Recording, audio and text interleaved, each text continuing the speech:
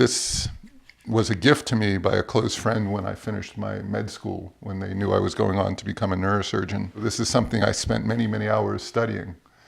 I take all these pieces apart and constantly trying to memorize all the little bumps and grooves and relationships so that when I operate on somebody, I don't go the wrong way or in the wrong place. So this whole skull comes apart so you can see all the different pieces and you can see into different parts of the skull. And to do this dissection work is technically very demanding, very important teaching tool. And I've always tried to be respectful of it and where it potentially came from. The most important thing to know about me as a neurosurgeon for a patient is that I'm going to be the most ardent advocate and supporter of that patient. Because you're going to develop a relationship where you're not just responsible for doing a surgery, you're responsible for educating the patient, responsible for taking the patient through the whole process of understanding what's going on, what to expect, also working with the family and getting them on the same page. And then obviously following surgery, working with everybody to ensure the patient has the best outcome.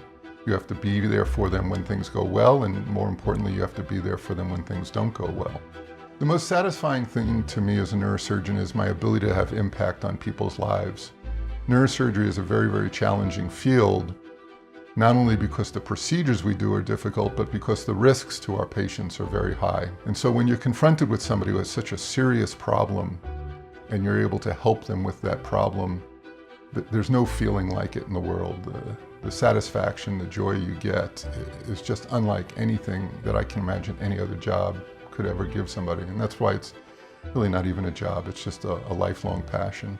A patient who came to me one time that I really felt thrilled with my opportunity was somebody who came to me with almost all her vision gone. She had an unusual, not that unusual, but a giant pituitary tumor. One as large as hers is unusual. Pituitary tumors in general are not rare, but one as large as hers is rare. And when she came to me, she couldn't see out of one of her eyes, and the vision out of her other eye was so blurry that she could count fingers if I held them in front of her, but she couldn't read a card even with giant letters on it. And I took her to the OR to remove this tumor, and it's sort of a tricky thing you do. You actually go up through the nose to take out these tumors. And as I work, I'm decompressing the tumor and pulling it away from the optic nerves and also away from the big arteries that feed the brain, the carotid arteries. And when I was done, I was able to remove this whole tumor. And she woke up with what we thought was going to be okay vision. What was funny about her is I came into her room to check on her just immediately after surgery. And I said, "How's your vision?" She goes, "I think it's a little better." And I said, "A little better?" She goes, "Yeah, I think it's a little better." Well, before surgery, she was called finger counting. I mean, even the biggest numbers she couldn't read. So that would be more than 2,200. She was only down to 20/30, and that was a little bit better. And then she sent me a letter later on, which I have on my desk to this day. And the letter talked about the beauty of being able to see her children and her grandchildren and watching them grow, which she couldn't do before. I've always been interested in the brain and the human body. I mean, it's really just a fascinating aspect of us. You know, the most sophisticated computer known to man is the human brain.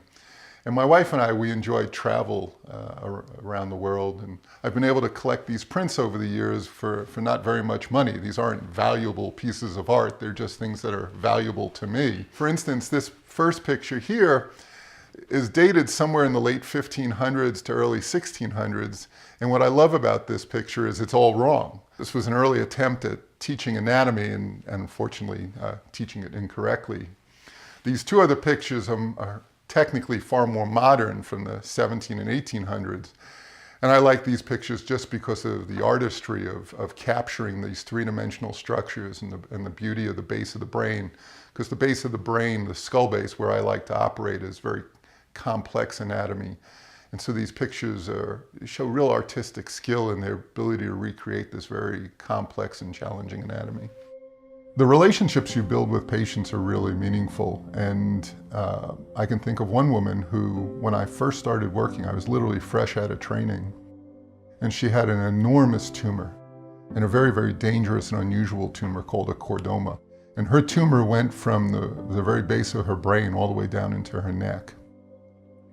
And typically with this tumor, even if you do a beautiful job and resect every last little bit of tumor, and you get the patient treated with all their therapy, they will typically die somewhere around 7 to 9 years because the tumor comes back no matter what you do. And I had the good fortune of taking this tumor out and doing, to be a little modest, a really nice job in getting all the tumor out, and she got all her therapy. And I got to take care of her for year after year after year. Somewhere around 7, 8 years, she started to joke with me that she was past her expiration date. And I became so friendly with her. I got to know her husband and her mother, and I actually even ended up operating on her mother. And I got to know her daughter, and then got to see her granddaughter born, all well after her expiration date. And so to be able to connect with her and her family and be there for them, both as a friend as well as a physician, and to see her to have all these life experiences that she wasn't supposed to have because she was supposed to be passed away by then, it's one of the more rewarding aspects of my career. Most of the surgeries that I'm passionate about are related to in and around what's called the cranial base. There are tumors that occur in this area. There are vascular diseases like aneurysms that occur in this area. And there's even some unusual syndromes like a face pain syndrome where you have to fix a nerve that's being pushed on by a blood vessel in this area. So this area is very challenging to work on. And most of the pathologies in this area, if operated on properly, can be cured, or patients can live a very, very long time with these challenges. And so I find it very rewarding because the technical challenge is high, but the impact you can have on the patient is higher still. And so to successfully pull off a complicated operation like that often requires collaboration with other surgeons, ear, nose, and throat surgeons, ophthalmologic surgeons, maybe plastic surgeons. So to work on a team like that, tackle a difficult problem, and then get a phenomenal result is really, really exciting.